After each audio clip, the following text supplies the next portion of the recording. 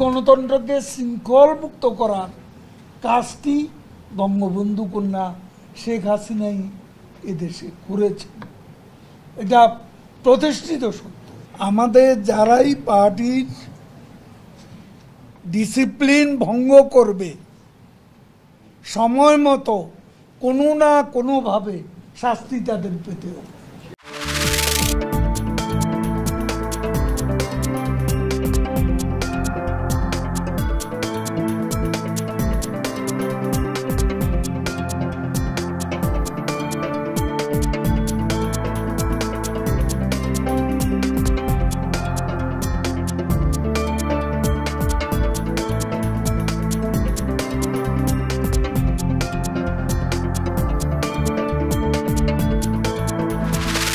এগারো তারিখ বা 12 তারিখ পর্যন্ত বিচ্ছিন্নভাবে বৃষ্টিপাত হবে।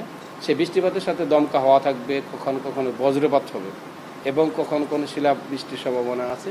তবে আশঙ্কার কথা হলো এই সময় কিন্তু প্রচণ্ড বজ্র মেঘমালা সৃষ্টি হয়ে থাকে। আকাশে যতক্ষণ পর্যন্ত বজ্র মেঘমালা থাকবে ততক্ষণ পর্যন্ত যাতে মানুষ এই নিরাপদ আশ্রয়ে থাকে, জানমাল রক্ষা করে।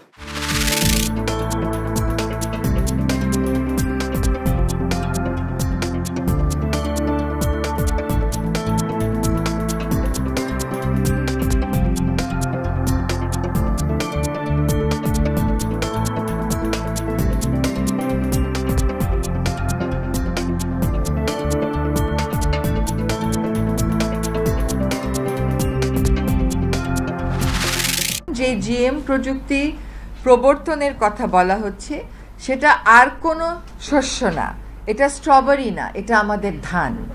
যেহেতু এটা ধানের বিষয়, যেহেতু এটা বেগুনের বিষয়, তো এই জিনিসগুলো যদি জেনেটিক্যালি মডিফাইড হয় তাহলে আপনি নেবেন কি নেবেন না এটার ব্যাপারে বাংলাদেশের কৃষকের কি অভিমত, তাদেরকে আদৌ জিজ্ঞেস করা হয়েছে কিনা, এই বীজের উপর কৃষকের নিয়ন্ত্রণ থাকবে কিনা।